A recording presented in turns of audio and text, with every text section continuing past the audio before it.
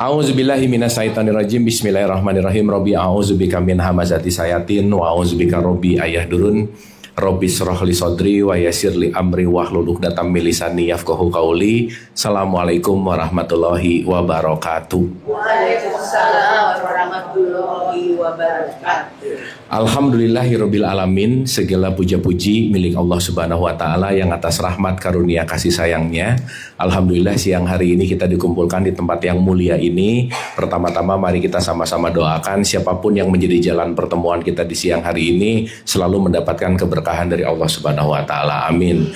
Kita tepuk tangan dulu dong buat sahibul bait. Hatur nuhun Ibu sudah menyediakan tempatnya yang kita jadi bisa bersilaturahim. Karena selalu saya ulang-ulang, motif yang ikut pengajian itu ada dua. Yang pertama pengen belajar beneran, yang kedua nebeng makan siang. Ya nggak apa-apa sih. Yang penting kita bersyukur. Hatur nuhun sekali lagi. Salawat serta salam juga kita lupakan, kita sampaikan kepada seluruh nabi dan rasul, wabil khusus baginda besar kita Rasulullah Muhammad Sallallahu Alaihi Wasallam, kepada para sahabat-sahabatnya, tabiin, pemuka-pemuka agama, wali-wali Allah, pejuang-pejuang bangsa, dan senantiasa sampai kepada kita sampai akhirul zaman. Amin, amin ya Allah ya Rabbal Alamin. Ibu-ibu sehat semuanya? Alhamdulillah. Sebelum kita mulai, kita hening sejenak seperti biasa. Santai dan rileks, kita beral-fatihah dulu, membuka hati kita, menenangkan, menghadirkan, bersaksi ala hadiniyah. Al-Fatihah. A'udzubillahi minasyaitonirrajim. Bismillahirrahmanirrahim. Alhamdulillahirabbil alamin, arrahmanirrahim, maliki yaumiddin. Iyyaka na'budu wa iyyaka nasta'in, ihdinas siratal mustaqim.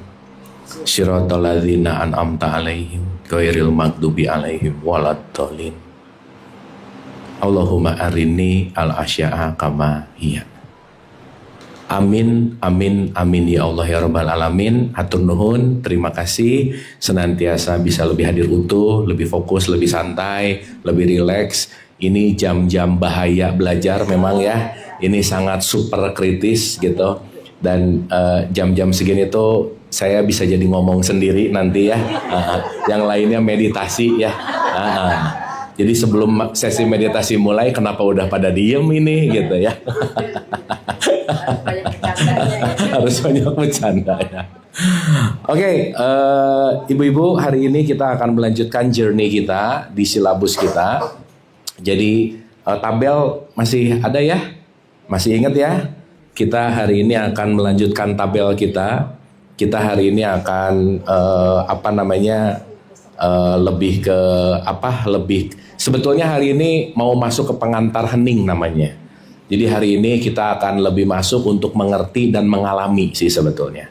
Karena once knowledge-nya tahu, tapi saya rasa how to-nya yang perlu kita latih gitu. Karena sekali lagi kita datang ke sini semuanya adalah mau dapat knowledge, tetapi knowledge yang tidak teraplikasi itu tidak akan terrefleksi di dalam tubuh kita gitu.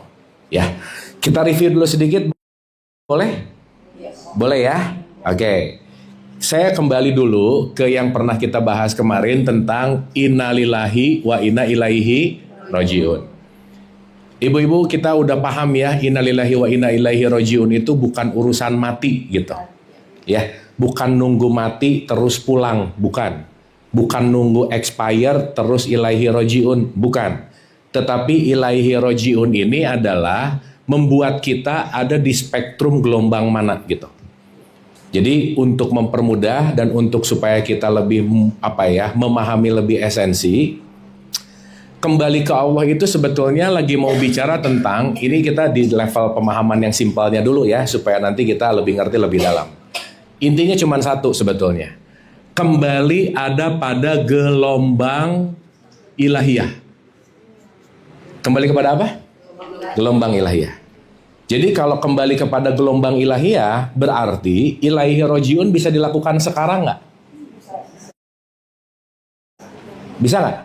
Detik ini bisa nggak? Kenapa? Kenapa?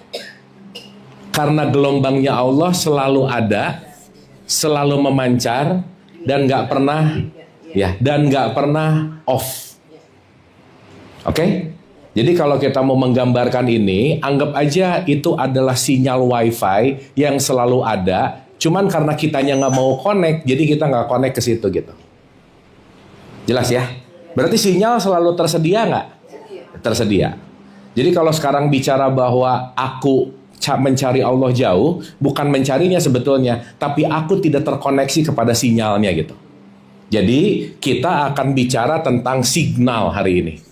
Signal atau sinyal. Kenapa? Karena kalau kita bicara dalam konteks ini, kalau kita bicara dalam konteks ilahi rojiun, Allah itu selalu dikaitkan dengan Sang Maha Energi. Ingat, setiap energi pasti memiliki vibrasi, pasti memiliki frekuensi. Jadi ini lagi berbicara tentang gelombang. Sampai sini oke? Sampai sini dapat ya? Berarti kalau begitu, setiap kita dikasih receivernya nggak? Kan kalau Allah transmitter, kalau Allah memberikan gelombang, kalau sinyal wifi-nya ada, perlu ada gadget yang bisa nerimanya nggak? Iya. Gadgetnya apa? Ini gadgetnya. Receivernya namanya kolbu. Receivernya namanya kolbu, itu sering diartikan hati gitu. Jelas ya? Makanya konteksnya adalah bagaimana kita keterhubungan hati sebetulnya. Makanya nanti kita akan ngerti bahwa hati ini nanti layernya banyak sekali. Jadi maksud saya ibu-ibu, once kita mau bicara ilahi rojiun, itu adalah kita lagi mau terkoneksi ke gelombang mana gitu intinya. Sampai sini oke? Sampai sini oke? Oke. Maka vibrasi itu kita bagi dua nih, kemarin udah bahas.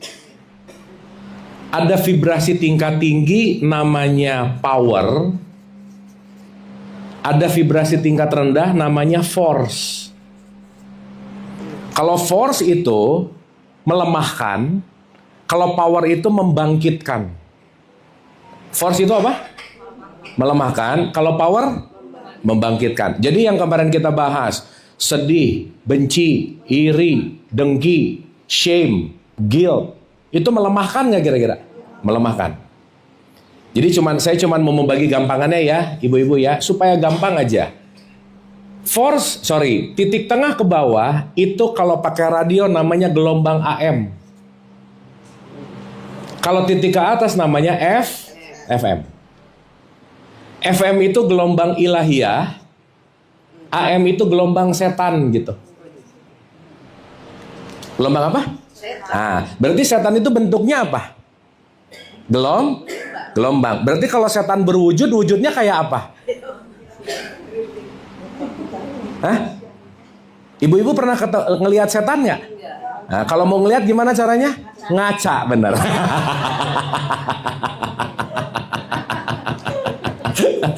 Radio bisa diisi sama Mustang FM nggak? Bisa diisi sama Prambors nggak? Bisa diisi sama Gen nggak? Radionya tetap sama nggak? Saat dia masuk ke gelombang tertentu, dia akan mengeluarkan suara dari gelombang itu. Oke? Jadi kalau gitu setan gelombang bukan? Gelombang. Allah gelombang bukan? Nah, gampangannya gitu dulu. Tinggal kita mau connect ke gelombang mana. Tapi sebelum lebih lanjut, kira-kira lebih sering connect ke gelombang yang mana kira-kira? Ya udah. Nggak apa-apa ya. Jadi nanti kita ngerti bahwa begitu ngelihat sesuatu, ya nggak apa-apa. Artinya apa? Pemilihan kita mau ada di gelombang tinggi maupun rendah, itu semuanya adalah pilih. Cuman kita itu memilih cuman 2%. Memilih berapa persen? Kenapa coba? Karena 98%-nya kebiasaan. 98%-nya udah bukan pilihan tapi habits. Makanya ibu-ibu maaf ya, kalau kita belajar tapi tidak merubah habits, mau segimanapun dia akan terus kembali kepada program lama gitu intinya. Sampai sini oke? Makanya kenapa kalau mau ngaji ada a'udzubillahi minasyaitonir rajim. Artinya apa? Ya Allah, berikanlah aku perlindungan dari gelombang rendah. Karena aku mau terkoneksi kepadamu di gelombang yang tinggi. Makanya maaf ya, orang susah ngerti dapat hikmah kalau banyak marah, pelit, iri, dengki, dendam, julid, udahlah. Gitu. Tapi marah, iri, dengki, pelit itu kebiasaan nggak kira-kira? Kebiasaan. Jadi nggak ada yang ngomong gini, nggak ada yang bisa ngomong gini. Aku tuh kayaknya emang keturunan pelit deh. Nggak bisa. Pelit itu dibiasakan. Karena jadi habits. Marah itu dibiasakan. Julid itu dibiasakan. Makanya kita lagi merubah kebiasaan supaya begitu ada tarikan ke bawah, kita sadar kita nggak terlalu tertarik, tapi kita akan naik ke sini gitu. Sampai sini oke? Makanya kalau dalam bahasanya Nabi Muhammad, naik ke atas namanya Mi'raj. Jadi Mi'raj itu bukan pergi ke langit kemana, mau pakai buruk lah apa, burung gitu. Gimana caranya? Buruknya udah bangkrut ya, bener nggak? Sekarang adanya Garuda. Paham maksud saya? Paham ya? Berarti waktu kita mau melakukan quote and quote Mi'raj, naik kepada kesadaran yang lebih tinggi gitu. Jadi kalau kita main di kesadaran lebih rendah, itu namanya gelombang AM, namanya Nah, fasilitasnya setan namanya neraka gitu. Panas bawaannya. Fasilitasnya ilahiyah namanya surga. Jadi kalau udah di bawah, udah pasti fasilitasnya neraka. Jadi kalau fasilitasnya di atas, udah pasti fasilitasnya di level power, itu pasti surga. Jadi ada power di situ. Gitu ya. Once kita punya power, berarti kita lagi menguasai kondisi. Kan pilihan kita cuma ada dua ya ibu-ibu. Kita dikuasai kondisi atau kondisi menguasai kita. Atau kita menguasai kondisi gitu. Contoh. Orang bisa bikin kita sakit hati nggak? Nah itu jawaban neraka barusan. Kenapa? Kalau orang kata-katanya bikin kita sakit hati, berarti remote control bahagia kita ada di dia. Betul nggak? Tapi kalau orang ini mau ngomong apapun, kitanya tidak memaknai apapun, kitanya di surga, dia mau ngomong jelek, nggak ya udah aja. Gak ngaruh. Berarti sakit hati gara-gara dia atau aku tidak terlatih? Mantap. Sering sakit hati nggak? Oh iya.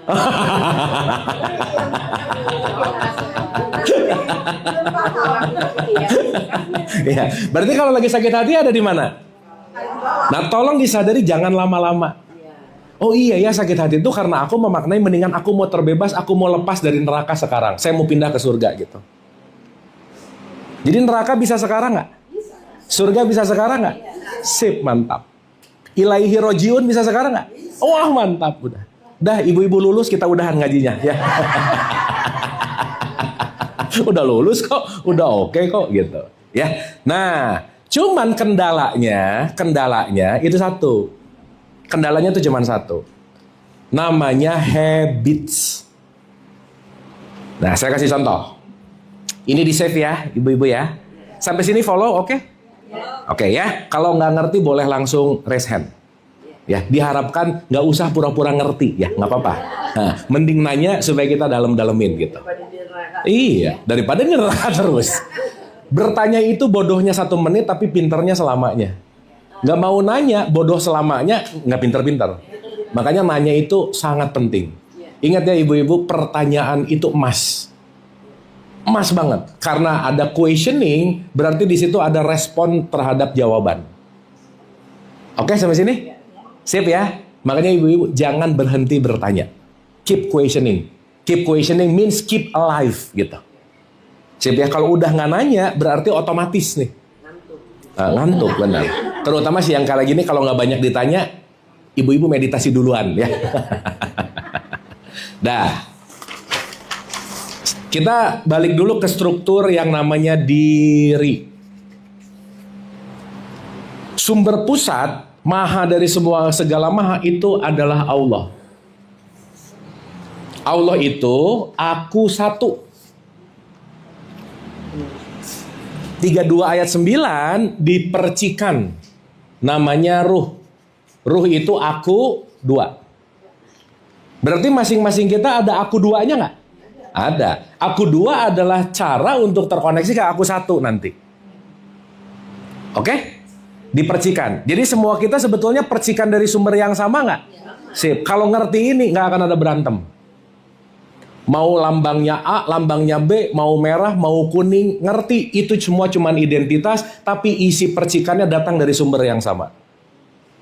Makanya chaos, makanya berantem, itu tidak terjadi di aku 2, tapi terjadi di aku 3. Namanya jiwa. Berarti jiwa kita ini programnya beda-beda nggak? Beda. Kenapa? Lahir dari orang tua yang beda, pola asuhnya beda, lingkungannya beda, maka jiwanya beragam pasti.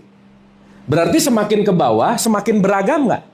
Nah, makanya kalau saya bikin piramid, ini di sini aku 1, ini di sini aku 2, ini di sini aku 3, ini di sini aku 4. Makin ke bawah, makin diverse gitu.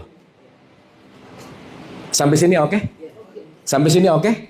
Tapi kalau kita ngelihat dengan gelombang tinggi, aku 4 dan aku 3 nggak jadi masalah. Kenapa? Aku melihat aku 2-nya. Contoh.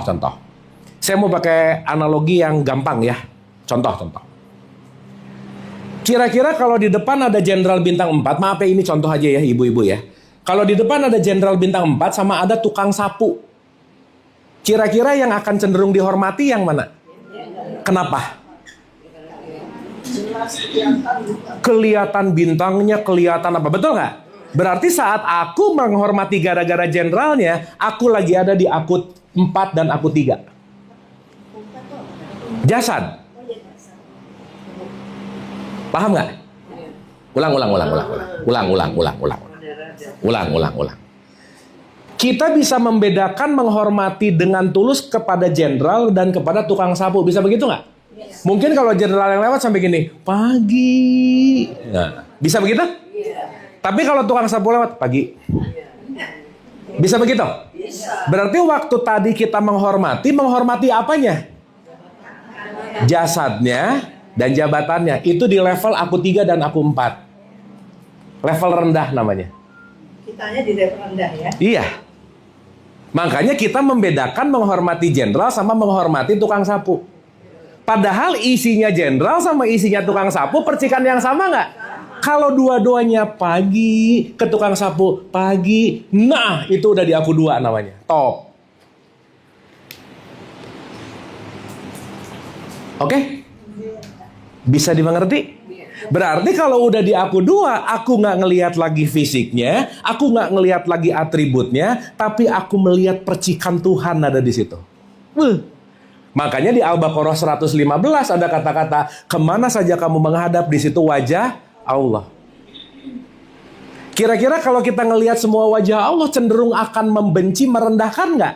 Enggak. Di situ muncul yang namanya compassion.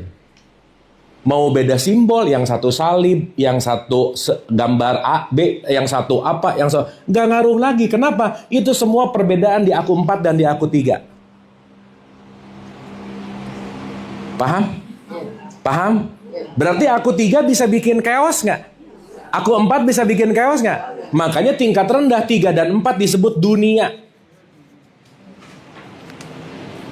2 dan 1 nanti disebut akhirat. Makanya semakin mengkotak-kotakan, semakin mendunia.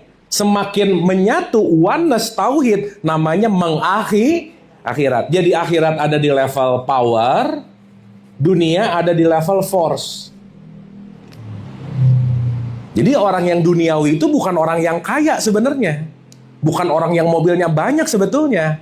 Tapi orang yang mengkotak-kotakan, aku ngehormatin ini, aku nggak sama yang ini. Aku benci sama yang ini, aku ini sama yang ini. Dan seterusnya. Itu dia mengkotakkan gara-gara klasifikasi perbedaan yang paling mendasar gitu.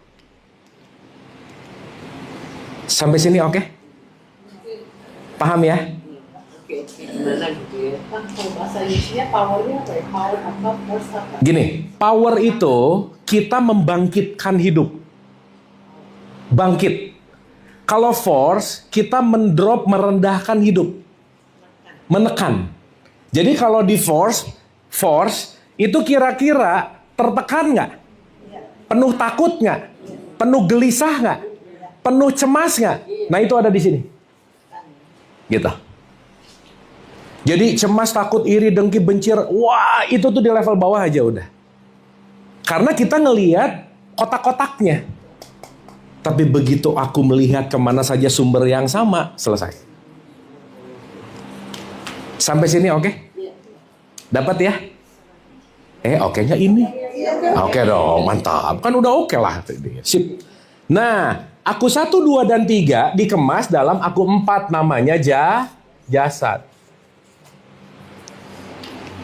Jadi gampangan kata ibu-ibu, kalau ngelihat sesuatu, tolong mulai tembus pandang, oh ini aku lagi ngelihat aku 4-nya, aku nggak ngelihat aku 3-nya, aku tahu itu juga ada aku 2, dan ini pasti sumbernya dari aku 1. Kira-kira kalau ngelihat dengan gitu, akan ada respect nggak? Sip. Makanya, orang yang bisa ngelihat aku 2 di mana-mana, itulah yang disebut ketuhanan yang Maha Esa. Sifat Tuhan yang selalu menyatu pada siapapun. Bu, keren loh, Bu. Kenapa nggak Tuhan yang Maha Esa tapi pakai ke? Karena konteksnya adalah sifat gelombang siapapun yang selalu menyatu dengan kita. Ibu-ibu, Pancasila ketuhanan atau Tuhan yang Maha Esa? Kenapa pakai ke? Saya ulang. Sifat. Mungkin kurang familiar dengan ketuhanan. Pernah nggak kita ngelihat orang lagi marah-marah? Ini kayaknya dia kesetanan deh, pernah nggak? Sifat setan lagi nyala di situ. Betul? Berarti kalau welas aslinya muncul, sifat Tuhan lagi nyala nggak? Namanya ketuhanan. Jadi kita punya potensi kesetanan nggak? Punya potensi ketuhanan nggak? Potensi mana yang lebih sering? Ini baru kali ini saya nemu setan jujur ya. Bagus, Bu. Kalau udah jujur udah mulai menyadari ya. Bagus ya. Mantap. Jadi ingat ya, begitu lagi ada di level-level rendah, di bawah, waduh, di level bawah nih, neraka nih. Harapannya sadar, tidak lama-lama. Oke? Ini kendala dulu nih, saya ngomong kendala dulu. Pelan-pelan ya, pelan-pelan. Semua 1, 2, dan 3 itu terrecord di dalam jasad kita, Bu. Jadi perlu disadari, mau itu trauma, mau itu apapun yang dialami dan dirasakan, tubuh kita merekam semuanya. Our body keep the score. Tubuh tuh gak akan pernah lupa, karena dia recording anything. Sehingga lama-lama tubuh ini karena dia merecord, akhirnya dia memiliki program yang fix. Artinya kalau tubuhnya udah fix, tubuhnya udah punya program, tubuh ini akhirnya mengendalikan semuanya. Contoh. Semua perilaku kita, mau dari ucapan, perilaku tangan, kaki, dan lain-lain, itu didasari oleh habits fix di dalam tubuh kita. Saya kasih contoh. Kalau orang udah kebiasaan marah, itu nggak mikir, nggak nyadar, ada apa-apa, marah aja dulu. Betul nggak, Bu? Berarti tubuh menguasai semuanya. Paham nggak? Oke. Sehingga ketika si jiwanya nanti ini mendapatkan pengetahuan baru, kesadaran baru, ingat, salah satu keinginan tubuh, dia selalu ingin status quo, nggak mau berubah. Pokoknya gini aja, nggak mau gimana-gimana lagi. Gini, udah. Nah, di dalam jiwa kita setidaknya ada pikiran, perasaan, dan emosi. Contoh nih. Jadi tubuh pengennya diem terus nggak? Tubuh pengennya status quo nggak? Tubuh susah berubah nggak? Yes, itu dimengerti dulu. Makanya changing itu adalah susah, berubah itu susah. Kenapa? Tubuhnya suka nggak mau. Saya kasih contoh. Badan merasa nggak enak, datang ke Pramita Lab. Keluar hasil rep merah semua. Kolesterol nggak baik, tensi nggak oke. Kira-kira perlu ada perbaikan nggak? Sip. Dari hasil ini, saya harus berubah, betul? Oke. Muncul niat di jasad atau di jiwa? Enggak dong, di sini niat. Kan urusan software di sini. Ya, oke. Berarti minimal aku perlu rajin olahraga dan aku mau diet. Suka ada pengen-pengen gitu? Kejadiannya kan kapan-kapan. Benar nggak ini? Karena si tubuh udah fix ngunyah mulu, gitu. Niat mau diet akan dikalahkan oleh kebiasaan tubuh. Dan ini terjadi untuk apapun. Makanya salah satu hobinya tubuh, salah satu hobinya quote and quote tanpa sadar, menunda-nunda. Nanti deh. Kenapa? Saat niat pengen diet keluar, begitu, oke, aku mau diet. Tubuh ngomong, gua sih enggak. Gitu. Tubuh ngomong gitu. Udah gini aja nggak apa-apa. Tinggal berapa tahun lagi hidup. Tinggal berapa tahun lagi hidup. Waduh, ibu hopeless banget sih.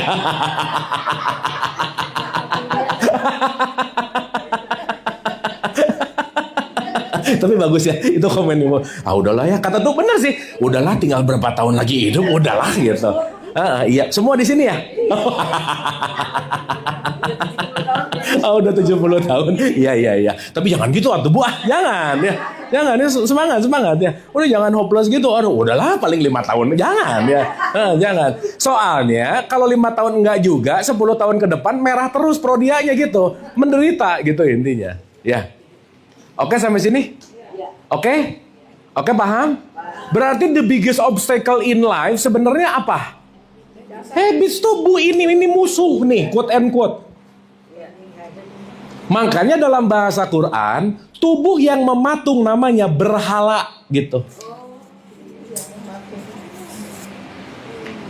Berhala tuh bukan di rumah ada patung nih, ini penyembah berhala, bukan. Tetapi saat kamu memberhalakan diri, kamu mematung, kamu gak mau berubah, kamu gak akan mendapatkan experience yang baru gitu. Oke? Jadi orang yang menyembah berhala adalah orang yang tidak mau merubah pola pikir, tidak mau merubah keyakinan, tidak mau merubah mindset, tidak mau merubah POV-nya terhadap hidup. Pasti menderita. Rata-rata orang yang gak mau berubah, rata-rata gini, aduh kalau dulu aja terus. Aduh kalau dulu lagi. Berarti hidup di masa lalu. Kira-kira hidup di masa lalu, itu kira-kira ada di frekuensi rendah atau tinggi? Nah mantap. Rata-rata susah menerima kenyataan.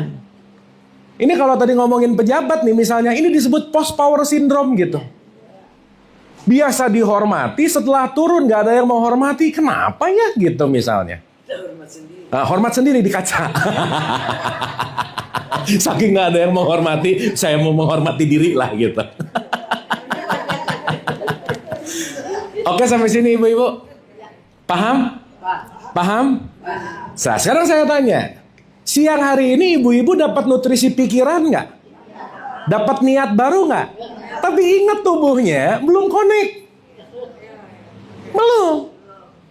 Jadi jangan pulang dari sini ya rata-rata, bukan rata-rata sih suka ada gini, pulang pengajian tuh, aku solehah, belum. Belum. Abis hatam, aku udah belum. Kenapa? Baru bunyi, baru tahu, tapi belum diinstal ke tubuh. Makanya pengetahuan akhlaknya tinggi, tapi tubuhnya karena tersistem tidak berakhlak. Orang yang ahli ilmu akhlak belum tentu akhlaknya bagus. Betul nggak? Jadi yang penting ngaji hatamnya atau diaplikasikannya. Dua-duanya kan harus ada ngajinya juga. Aduh, gawat ini. Dua-duanya. Ini kan belajar. Pulang diaplikasi. Jadi kalau sekarang dicatat tutup catatan ketemu bulan depan nyatat lagi. Tapi di antara ketemuan ngaji nggak dirubah. Nggak akan ada changing gitu. Oke? Maka PR besar kita adalah melatih ulang tubuh ini. Ayo Bu, ini udah prodia merah nih. Kita minggu depan diet yuk. Kita minggu depan olahraga. Oke nggak? Enggak. Pasti gitu Bu, awal-awal. Berarti perlu ada pemaksaan sedikit nggak? Itu namanya willpower, tekad. Kalau nggak ada tekad ini, nggak mau berubah blas, udah. Dia tuh senangnya gitu, nggak mau berubah, nggak mau ngapa-ngapain. Makanya tingkat si kemageran tubuh itu tinggi biasanya. Sementara makin tubuh mager, emosi makin nggak oke.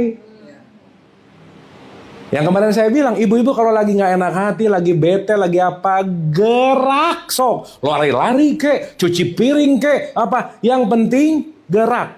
Kenapa? Dengan gerak, emosi yang disebut energi in motion, dia akan lebih bisa tidak mampet gitu kira-kira. Gerak. Oke, sampai sini? Ibu tahu ceritanya ibunya Aderai nggak? Ibunya Aderai itu disimpan di lantai 2. Ada orang ngomong, ih dasar anak, wah dinyinyirin, suruh jalan. Justru makin tua nggak makin gerak, ototnya nggak makin oke, tubuh fisiknya nggak makin nggak makin digerakkan. Oke, sampai sini? Sip ya? Jadi gerak perlu nggak? Tapi kalau bisa geraknya jangan mulut aja gitu. Itu namanya ngunyah. Kalau nggak ngomel, ngunyah. Aku gerak kok tiap hari apa? Mulutnya. Iya sih nggak apa-apa juga sih gitu. Tapi maksudnya ini kita lagi berbicara dalam konteks in a physical world gitu. Oke Bu. Jadi our biggest enemy siapa? Ini nih. Ya, dah titik. Sip ya. Jadi memang menarik sih. Kita terinstal seperti ini, kita disuruh menginstal ulang. Tapi fact-nya ibu-ibu, faktanya, maaf ya, maaf banget. Setelah 50 tahun memang perubahan ini memang rada susah. Iya, serius. Kenapa? Karena kalau dalam bahasanya disebut ini udah fired and wired, dia udah mengerak, dia udah memberhala sekitar 50-60 tahun, udah gitu-gitu terus. Rutenya di situ terus. Mau bikin rute baru tuh udah susah. Gimana dong sama kita yang 70? Oh ya nggak apa-apa. Tapi bukan berarti, ibu jangan hopeless lagi, jangan. Awas. Pokoknya nggak boleh ngomong aku udah 70, apalagi tadi Allah paling 5 tahun lagi, jangan. Kalau mindset gitu udah nggak usah belajar lah, udah. Jangan. Tapi yang jadikan lagu ini yang bisa nempel ya. Iya. Buat saya. Iya. Itu yang dibilang habitnya itu kita mesti rubah. Jadi yang negatif itu dibuang. Betul. Sejak itu setiap kali saya ngomong sama driver saya, jadi udah deh, jangan kita buang aja, itu nggak penting. Yang nggak penting dibuang. Itu yang paling saya nempel sih. Oke, keren. Kita tepuk tangan dulu dong, mantap banget. Berarti pelajaran ini teraplikasi. Paling tidak. Kalau saya paling ini sama Kang Abu adalah jangan pelit. Itu yang nanti. Sip, mantap. Kenapa coba Bu jangan pelit? Saat pelit, kita lagi berusaha menggenggam. Saat menggenggam, kita susah melepaskan. Orang pelit itu susah memaafkan ujungnya. Dan susah memaafkan, membuat kita akan ada di neraka terus gitu. Jadi baper, dikit-dikit senggol bacok, sumbu pendek, udah. Ya, tapi nggak apa-apa 5 tahun lagi sih, nggak apa-apa juga.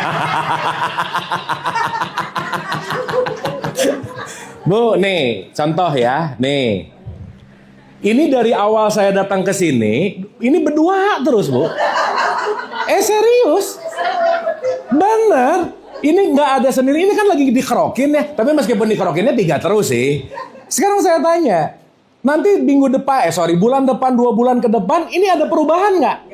Ini namanya membatu, memberhala, inilah menyembah berhala tuh mematung. Gini aja terus, nggak berubah. Paham ya? Sip ya? Jadi bukan di rumah ada yang ini penyembah berhala, bukan. Bukan itu poinnya gitu. Siap ibu-ibu? Nah, di atas 50-60 memang udah mematungnya tingkat level tinggi memang. Makanya salah satu hal yang paling sulit dalam hidup adalah perubahan. Tapi kalau kita ngerti mekanismenya, aku tahu ini susahnya. Jadi dilakukannya dengan sadar gitu kira-kira. Oke? Silakan Ibu. Kamu pakai mic supaya kedengaran? Oh iya. Mengenai niat itu kan semuanya perubahan habit itu harus ada niat. Harus ada niat. Nah, itu untuk memulai niatnya itu harus dengan ilmu atau dengan Betul. Niat dilakukan tanpa ilmu, akhirnya kita melakukannya nggak tahu ukuran, nggak tahu batasan, nggak tahu alasan gitu loh Bu. Ibu kalau masak tahu knowledge-nya, enak nggak masaknya? Enak, gini. Tapi kalau, ya nggak apa-apa juga ya, semua juga belajar. Tapi once kita melakukan sesuatu tanpa knowledge, akhirnya jadi kayak untung-untungan gitu. Udah semoga deh. Tapi once kita tahu knowledge-nya, jelas getting clear, saya mau ke situ gitu. Ya. Mungkin niat itu harus ada sense untuk memaafkan dan melupakan yang lalu. Bisa nggak? Gini. Kita sebagai manusia dikasih 2 anugerah besar sama Tuhan, sama Allah. 1, imajinasi. 2, memori. Dan ini nggak banyak dimiliki dan aktif di binatang-binatang, di tumbuhan, enggak sih. Tapi dua hal besar ini justru bisa jadi killing self, karena saat memori justru membunuh kita karena kita terlalu terjebak dengan masa lalu. Jadi ibu-ibu tidak bisa melupakan, yang ada menerima, selesai. Jadi kalau ngomongin memaafkan itu bukan melupakan, tapi mengingat tanpa emosi. Itu namanya forgiveness. Jadi kalau udah, contoh, ibu misalnya sebel sama orang nih, dendam. Begitu dengar namanya aja, nih. Suka gitu, ada nggak yang gitu? Ada aja, jangan banyak-banyak, jangan ada. Nah, dulunya kapan? Minggu lalu sih. Minggu lalu juga dulu ya. Iya, jangan salah.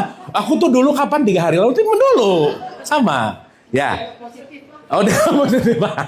Nah, saat ingat, ada voltase nggak enak nggak? Nah, begitu letting go, voltasenya makin turun. Makin turun. Sampai begitu ngingat lagi namanya udah lega, itu namanya forgiveness. Tapi nggak akan lu ingat lagi udah hahi. Makanya hal yang dulu terasa berat sekarang udah kita tertawakan, berarti kita udah bebas dari masa lalu. Rumusnya satu, Bu. Ya. Tragedi ditambah waktu sama dengan komedi. Udah gitu aja. Tragedi ada timing, lama-lama jadi komedi nggak? Sok yang lagi marahan. Dulu ingat nggak kamu tuh nyebelin banget, hahaha gitu ya. Pernah gitu? Tapi waktu masa-masa nyebelin bisa gitu nggak kira-kira? Udah lewat. Makanya sebuah tragedi kalau ada timing kesadaran, maka akhirnya akan jadi komedi. Makanya Dante bilang, life is all about the divine comedy gitu, Bu. Kalau bahasa Quran, dunia ini hanyalah permainan. Maka nggak usah serius-serius amat. Tapi jangan juga main-main. Nah, gitu. Oke. Aduh, jadi diam gini, ibu-ibu. Oke nggak ini? Oke. Ya. Saya mau coba connecting. Sorry. Oke, ini biar kedengaran. Oke, Kang Abu. Jadi ini saya lagi berusaha untuk menyerap semuanya lah ya. Ini yang tadi seperti tante saya soal memaafkan, melupakan gitu kan. Terus ini ada low vibration, high vibration gitu. Terus saya ingat tanggal 8 Oktober you and Dr. Rama Giovanni kan buat live streaming. Yes. Tentang narcissistic. Yes. Ya. Itu aku bersyukur banget akhirnya di Abu Marlo ada dokter yang menjelaskan mengenai cluster B kategori, karena saya juga pelajarin itu. Nah, yang saya pertanyakan adalah saya kan emang lagi proses dimana caranya saya bisa damai lagi, peaceful lagi, memaafkan, terus nggak bisa lupa gitu ya. Tapi apakah misalnya kan kalau yang dijelaskan sama dokter Rama Giovanni itu kalau misalnya kita pernah disakiti gitu kan ya, sama yang narcissistic people ini ya psikopat, sosiopat, and you name it. Nah, itu apakah kita diperbolehkan untuk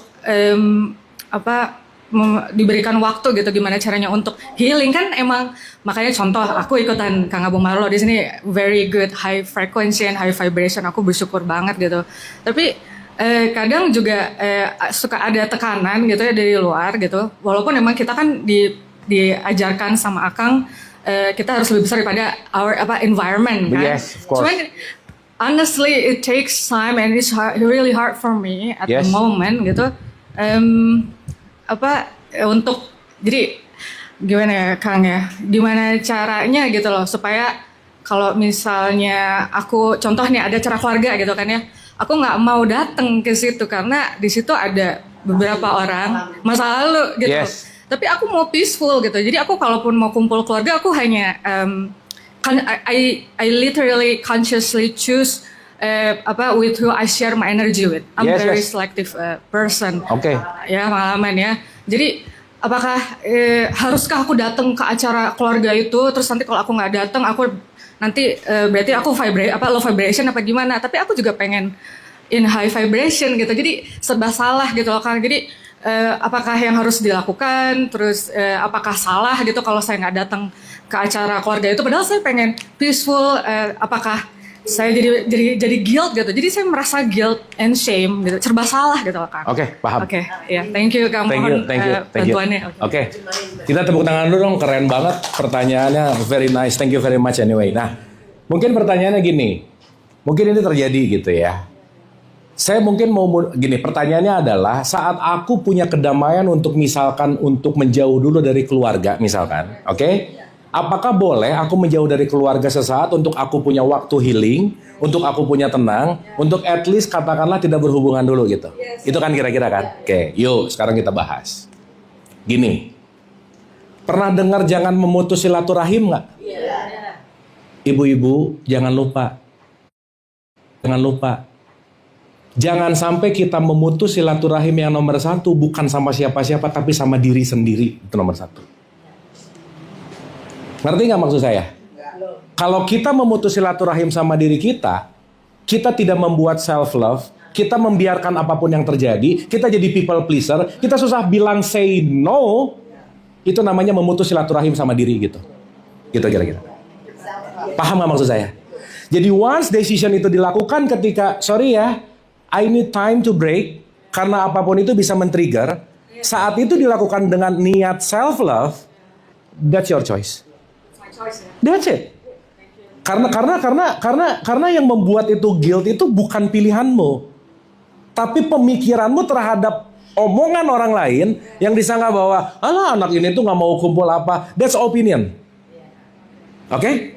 Tapi once kita memilih untuk memilih bahwa ini adalah jalur aku untuk self love dulu, dan aku memisahkan diri bahkan menyendiri, itu kan hak saya untuk membuat diri saya lebih tenang dan mencintai lebih baik gitu. Karena itu nothing to do sama siapapun gitu. Even sama family, even sama parents, even sama siapapun. Kita punya hak untuk bahagia. Gitu. Kita punya hak untuk bahagia. Kita punya hak untuk bahagia. Oke? Dapat ya? Nah, saya komain gini. Belok dulu dikit. Ini keren banget sih. Contoh. Suka nggak suka, mau nggak mau, kita hidup dalam sebuah frekuensi. Oke? Makanya kalau ada satu frekuensi spike up di lingkungan itu udah mulai nggak nyaman sama sekitarnya. Ibu-ibu di sini yang udah malas ngomongin orang, ketemu grup arisan yang ngegosip mulu, pasti malas datang. Bener nggak? Kenapa? Udah nggak nyaman. Dan itu nggak dibuat-buat, bukan sok suci, tapi aku udah nggak di situ gitu. Meskipun dulu mantan akut sih dulu gitu banget gitu misalnya. Tapi sekarang udah nggak di situ gitu. Berarti frekuensinya berubah nggak? Saat frekuensi berubah, itu secara quote and quote ya, secara alamiah itu akan diperjalankan dengan new circle di sini. Oke? Itulah kenapa Nabi Muhammad hijrah. Jadi perlu hijrah nggak? Iya dong. Ingat ya, hijrah itu bukan urusan pindah dari baju hitam jadi baju putih, bukan. Hijrah itu fashion, yang boleh-boleh juga sih. Boleh-boleh juga. Tetapi point of view-nya adalah hijrah itu artinya apa? Bagaimana aku melakukan sebuah perjalanan untuk quote and quote salah satunya, let's say, menjauh sesaat untuk menguatkan dengan penuh dengan self-love. Once we heal, kita akan come back stronger gitu kira-kira. Tapi harus comeback. Enggak juga. Kan our choice ya. Kan rumus kita ingat nggak? My life is my making. Titik. My choice. That's your choice. Tetapi nggak bisa lepas dari konsekuensi. That's it. Konsekuensinya menghening berarti komunikasi nggak terlalu bagus dan oke. Saat itu membuat kita lebih healing, lebih sehat dulu. Karena once nanti kita udah lebih kuat, everything gonna be okay gitu. Gitu kira-kira. Oke ya? Tapi moving forward-nya harus ada ya. Kenapa? Tindakan moving forward-nya harus ada. Oh iya dong. Dengan anger, dengan memories yang itu. Betul. Gini, kita akan lebih mudah menerima saat tidak ada trigger dari luar. Betul nggak? Makanya Nabi Muhammad kholwat, ada retret, ada healing, ada Ramadan. Itu kan sebetulnya lagi menjauhkan dari sirkular yang kebiasaan. Itu poinnya. Makanya point of view dari kita, ibu-ibu nggak usah jauh-jauh. Ini kan kita lagi holwat ini. Biasanya jam 1 hari-hari ngapain? Jam segini, benar nggak? Sekarang nggak gitu. Meskipun kebiasaannya mungkin, tapi ibu-ibu sekarang niat kesini holwat karena kenapa? Saya hari ini mau melakukan sesuatu yang tidak biasa saya lakukan kemarin. Betul nggak? Berarti ini lagi dalam rangka breaking old habits nggak? Lagi dalam rangka perbaikan ini nggak kira-kira? That's the point. Self-healing. Gitu. So this is part of moving forward. Oh iya dong. Berarti ini bagian dari moving forward nggak? Tapi jangan lupa sebelum move on, move in dulu. Move in. Cek dulu rasanya. Kenapa? Karena ketika dilakukan untuk menjauh ada rasa benci, itu bukan healing namanya. Itu kabur namanya. Iya, beda. Beda. So I want to address this. So I'm not doing kabur ya. Yeah. Tapi I'm doing self healing. Tapi bukan berarti aku harus ngeyain keluarga. Oke, aku harus datang ke acara ini ya. This is your duty. Because you're part of the family. Lu gimana sih nggak datang? Iya, iya. Because these are trigger. Tadi kan akan juga bahas trigger. Betul. So I have the choice to say no Yes. to these people. Yes. I do not need to come there. That's it. Just to prove, okay, I'm the bigger person. Nah. And then after that, I'm gonna be Iya. depressed again. Iya. So what I'm doing is not kabur, kan? Betul. Kabur atau tidak kan yang tahu Yeah, our perspective. intention. Intention. That's it. Itu intention. That. Jadi intinya jangan pernah menyesal atas semua keputusan yang baik buat diri kita. That's it. Nah, Thank you. selesai. Thank you banget udah. Oke ya, dapat ya. Kita tepuk tangan dulu dong, keren ini questionnya nih.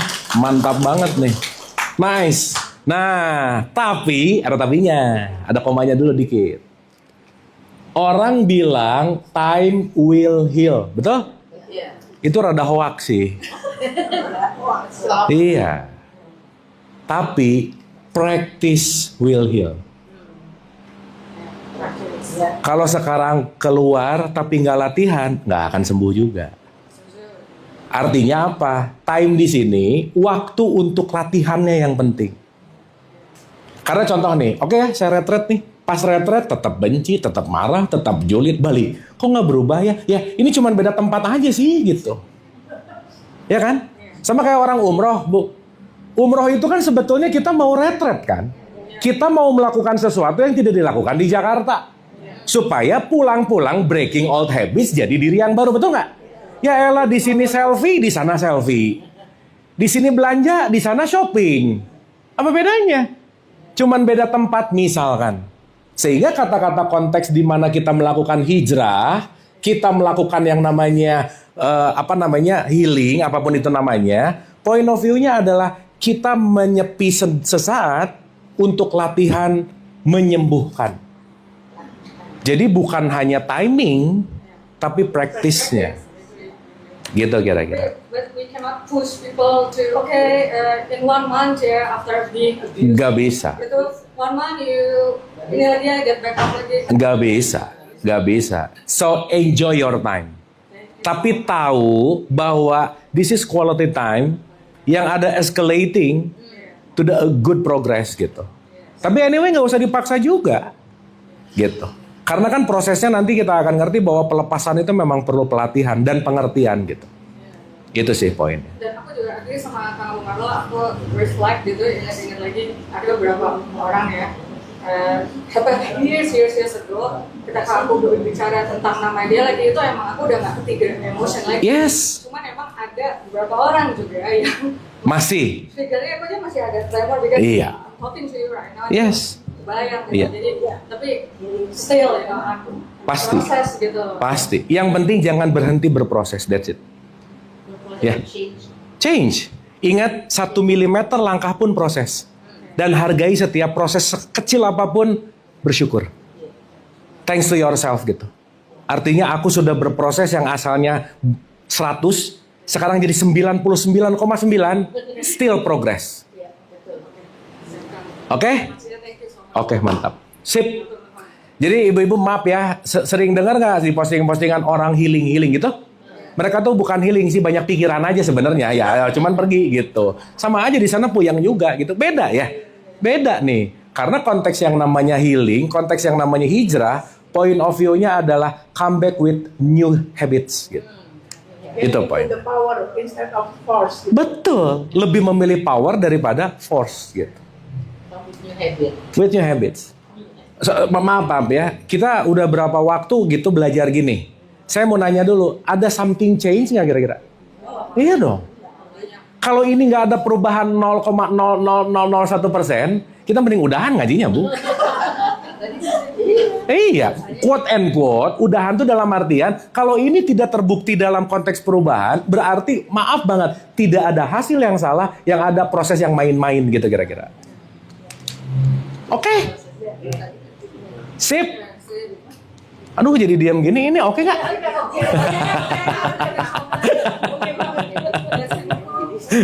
Mantap ya, keep on going. Keep on going. Makanya support system tuh perlu. Support system itu perlu. Yes. Jadi kita jangan terjebak sama stigma, doktrin, dogma yang ABC. Tapi once kita perlu healing, run, udah. Gitu. Karena nanti di sini ada ABC stigma, udahlah. Gitu. Kenapa? Karena orang lain nggak tahu apa yang kita rasain. That's it. Dah. Sip ya. Jadi rumusnya my life is my making. Titik. Our choice. Dah. Titik.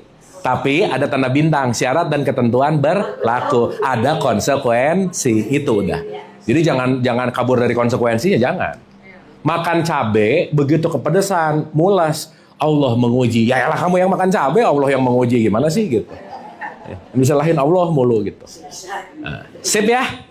Oke. Nah, saya tuh nggak pengen banyak cerita lagi, ibu-ibu, karena saya rasa si teori-teorinya udah. Nah, sekarang kita mau bicara gini. Saya ulang sekali lagi boleh ya? Dikit lagi, habis itu kita akan belajar pelan-pelan untuk mengalami. Berarti PR besar kita nomor 1 adalah physical as habits. Oke? Nah, sekarang ibu-ibu take a moment, 2 minutes saja. 2 menit. Coba ibu-ibu rasain dan tanyain ke dirinya. Apa sih kira-kira habits yang selama ini nggak oke, yang kira-kira kayaknya harus saya rubah deh. Coba dirasain ke dirinya. Ya, saya kasih waktu 2 menit, ibu-ibu santai dulu, relax, just contemplating, ask to yourself, kira-kira habits apa nih yang perlu aku ubah, yang perlu aku sisihkan, dan kira-kira I need new habits. Oke, kita silent 2 menit, santai dan relax. Silahkan untuk reflecting to self. Silahkan, santai aja. 3 menit lah, 3 menit supaya lebih panjang.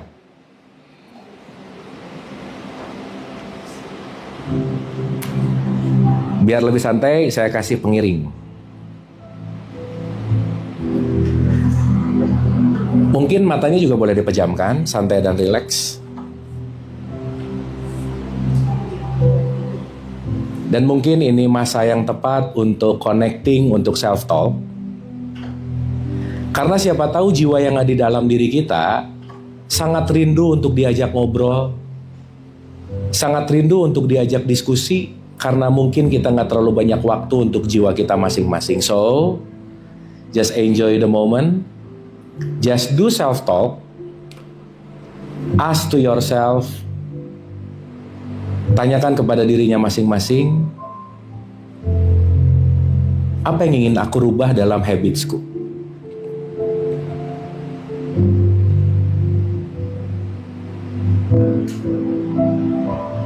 Sesekali boleh ditarik nafasnya perlahan dan dibuang perlahan supaya lebih rileks.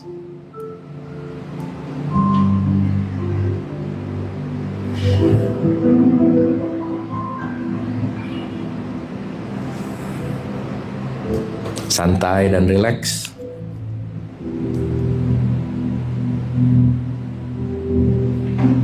Enjoy the moment.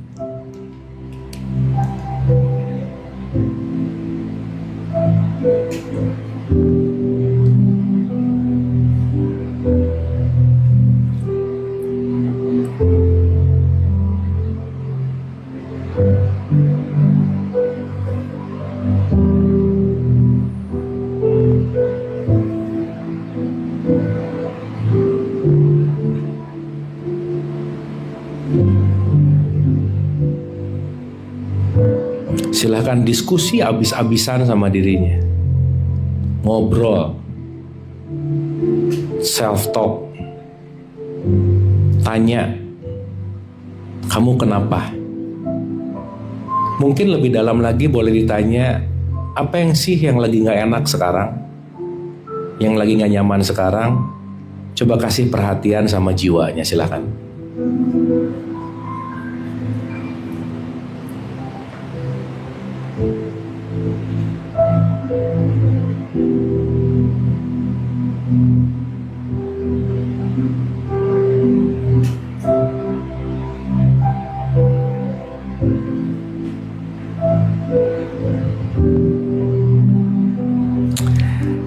Cukup, kita tambah waktu beberapa menit, ibu-ibu semua. Selami lagi dirinya dan rasakan apa yang berat dalam 30 hari atau 60 hari belakangan ini yang merasa tidak nyaman, gak enak, kesal, sedih, marah. At least apa sih yang akhir-akhir ini sangat mengganggu? Coba dicari, dirasakan, dan ditelaah, silahkan.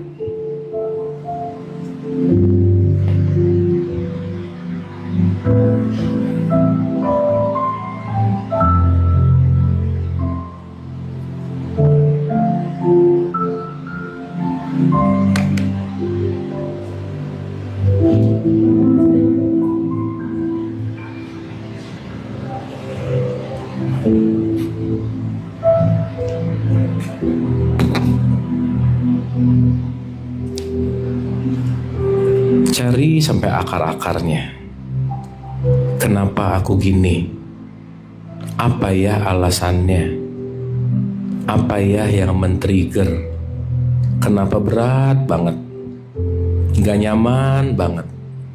Yuk ngobrol sama dirinya.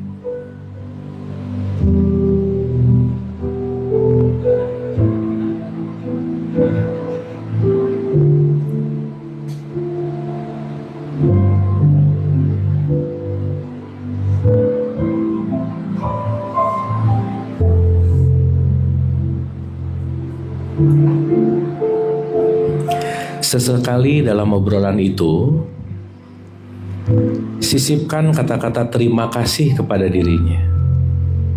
Yang mungkin diri ini jarang banget dikasih sapaan terima kasih. Just say thanks dengan sepenuh hati, sedalam jiwa untuk berterima kasih.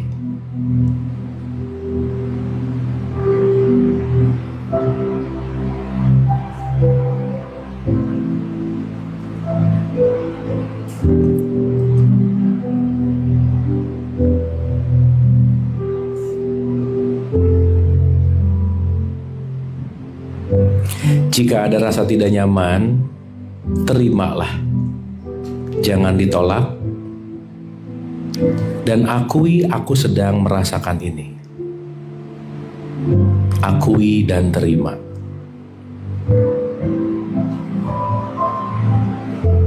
Jujur sama perasaannya. Terima seapa adanya. It's okay to not be okay. Hanya diterima.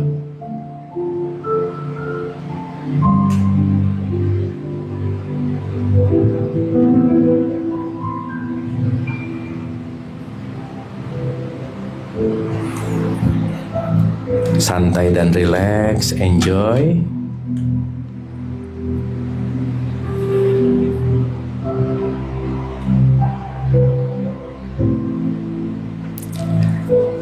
Dan sekarang, lepaskan semua apapun itu, hanya fokus ke nafasnya masing-masing. Mari kita tarik nafas pelan-pelan.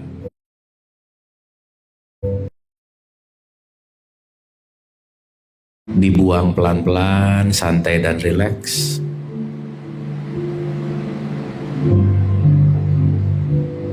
Ditarik lagi perlahan-lahan,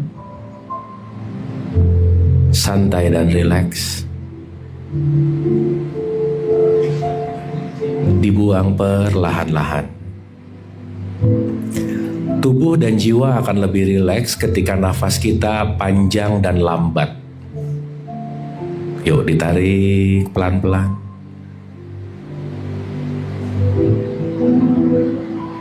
Dibuang pelan-pelan.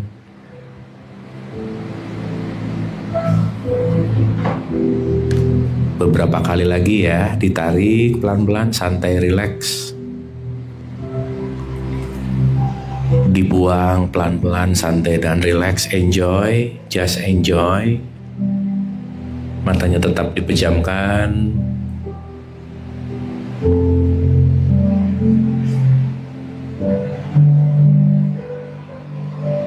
Santai dan rileks. Dan per saat ini, biarkan nafasnya terjadi alami. Kita semua hanya menonton nafas masuk dan keluar. Yuk, tonton aja.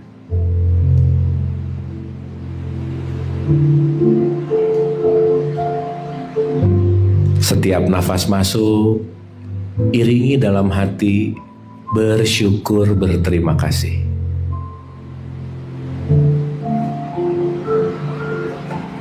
Setiap nafas keluar, iringi dengan rasa bersyukur, berterima kasih.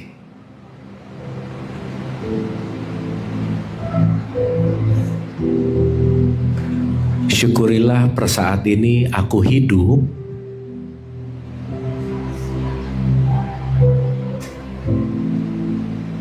Syukurilah nikmat terbesar adalah hidup.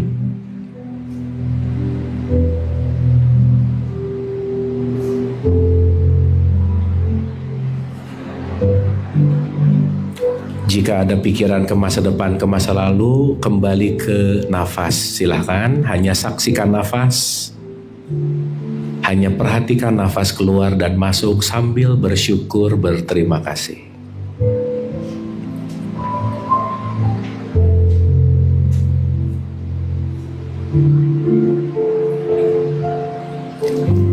Kata-kata saya tidak perlu diulangi, hanya rasakan oleh hatinya.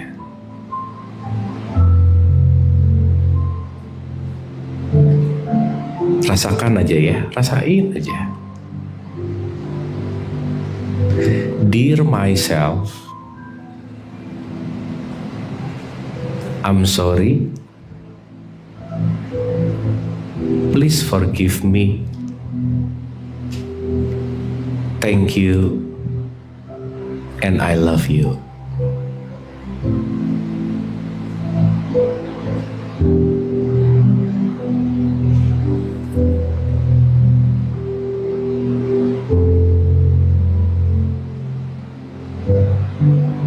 Santai dan rileks. I'm sorry. Please forgive me. Thank you and I love you.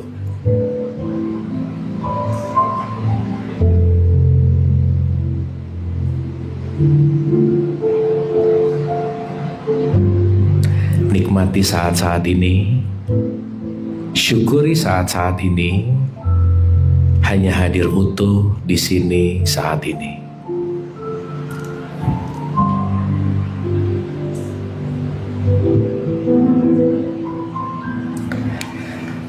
Tidak tergesa-gesa, kita tarik nafas perlahan-lahan melalui hidung. Tahan sebentar dan kali ini buang melalui mulut, dan saat dibuang lepaskan semua beban-beban yang dirasakan.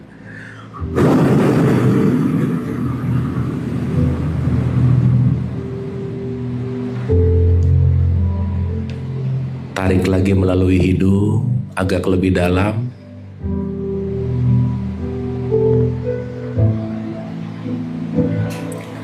Buang beserta semua beban melalui mulut.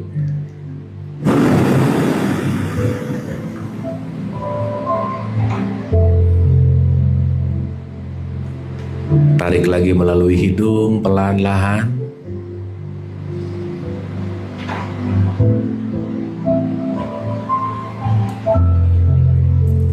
Dan silakan buang melalui mulut beserta semua beban-beban yang sedang dirasakan.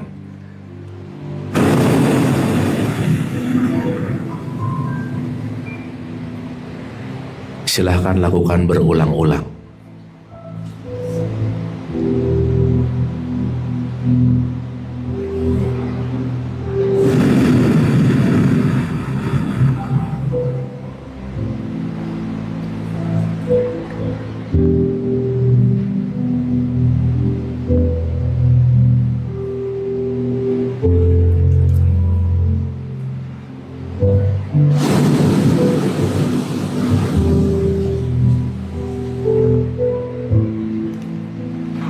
Beberapa kali lagi tarik pelan-pelan melalui hidung.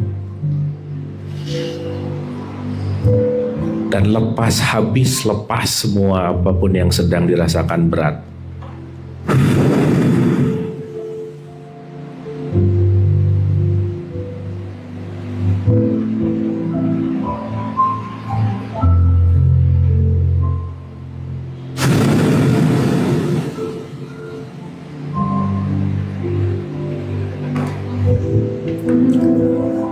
Santai dan rileks. Santai aja. Dan sekarang biarkan nafasnya alami. Kita kembali menyaksikan nafas sambil bersyukur, berterima kasih.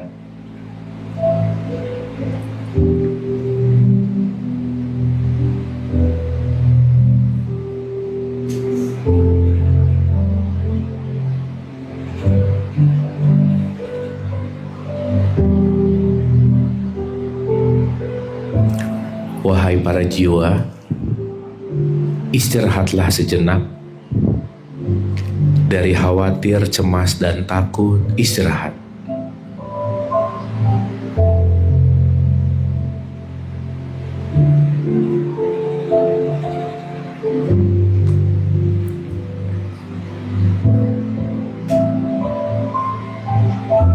Santai dan rileks.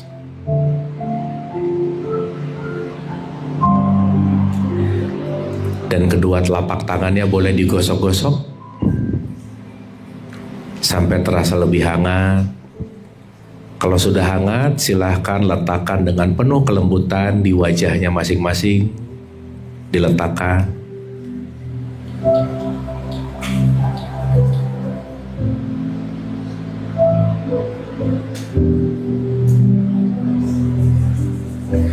Sekali lagi boleh digosok-gosok agak lebih hangat. Kita letakkan lagi di wajah kita, penuh dengan lembut dan kasih sayang.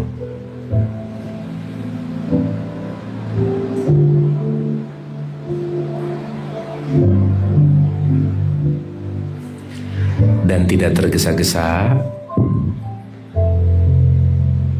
Tangannya boleh diturunkan dan matanya boleh dibuka perlahan-lahan. Gak usah buru-buru, santai aja. Dan silahkan boleh untuk saling memeluk teman sebelahnya untuk berterima kasih dan saling memaafkan.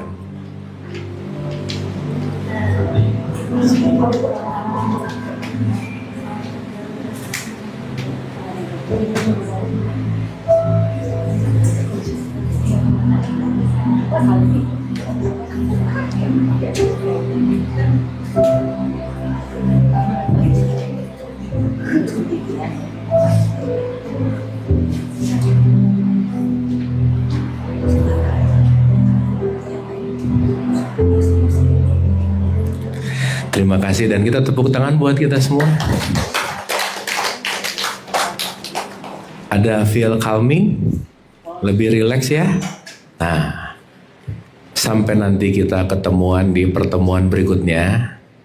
Saya boleh kasih PR nggak ibu-ibu? Ingat kan perlu dilatih ya. Nah, PR-nya sederhana banget. Sederhana banget. Cukup 3 menit, nggak usah lama-lama. Lebih lama boleh sih, tapi only 3 minutes. Dah. Saat bangun tidur dan saat mau tidur, diam dulu kayak tadi hanya untuk terima kasih, embracing, bersyukur, baru bobok. Bangun, terima kasih, embracing, baru pegang handphone. Baru ngapa-ngapain. Jadi 3 minutes before and after bed itu kalau boleh tolong dilatih. Ini yang disebut me time. Ingat ya, me time itu bukan nongkrong ke kafe, bukan. Ya, itu namanya wasting time.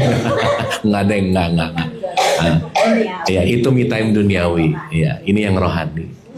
Ya, jadi please do connect to your energy inside, ke dalam energi kita, untuk kita embrace, untuk kita bersyukur, berterima kasih. Cukup 3 menit aja. Oke? Ya. Saya udah sering nanya ini, tapi agak susah di jalanannya. Kan you said that kalau ketemu. Sorry, punten, biar kedengeran. Kalau ketemu lihat orang kan saya mencoba bahwa siapapun yang saya lihat gitu, oh itu adalah percikannya Allah. Saya udah sering nanya sama Kang Abu, saya coba praktekin. Tapi waktu umpamanya ngelihat orang tuh yang maki-maki ya, pokoknya kasar sekali, atau yang melakukan hal yang kurang baik di mata in general terms, saya agak susah lihat.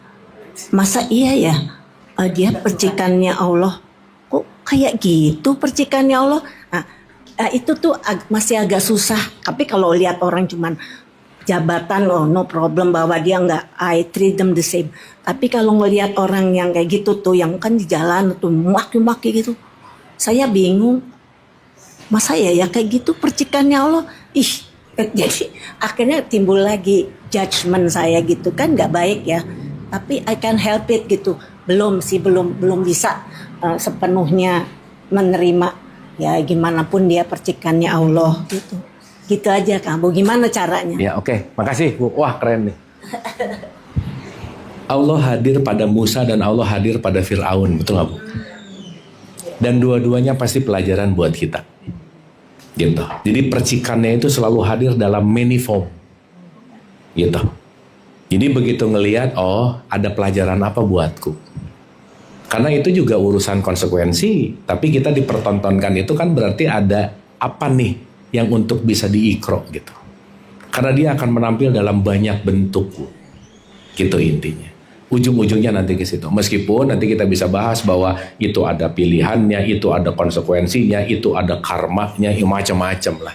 Tapi point of view-nya adalah saat kita melihat bahwa selalu ada Allah dalam malaikat dan dalam setan kan.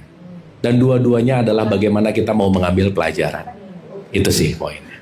Jadi kalau lihat ada orang yang seperti itu kalau saya langsung mikirnya, Allah mau nunjukin that is not something good. Yes. Jangan jadi seperti orang. Betul. Apa pelajaran buat kita? Iya. Jangan kayak gitu ya. Iya. Itu nggak baik. Iya. Buat saya itu message dari Allah ya. Waktu ada kejadian kayak gitu, betul nggak? Betul Bu. Contoh ya. Emang gak berat jadi setan Bu? Ngegoda terus. Mungkin dia juga capek kali. Tapi karena dia tunduk sama Tuhan, maka setan adalah salah satu makhluk yang paling istiqomah kan gitu.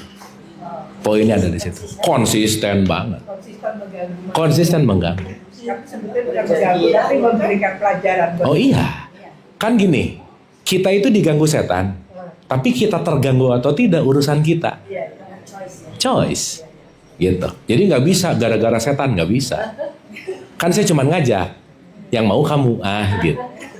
Gitu kira-kira. Oke? Sip ya. Semoga get something. Kita tepuk tangan lu dong buat semuanya, keren. Very good vibes. Afternoon ini, siang hari ini nice banget. Jangan lupa dilatih ibu-ibu. Kita ketemu, kita libur setahun ya. Ya setahun. Kita ketemu Februari ya. Jadi mudah-mudahan after Februari kita bisa lanjut hening 2, 3 dan kita bisa melanjutkan peta yang kita akan bahas. Tapi sekali lagi apapun, let's celebrate life. Semoga ibu-ibu semua tetap sehat dan bahagia. Wabillahi taufiq wal hidayah. Assalamualaikum warahmatullahi wabarakatuh. Hatur nuhun.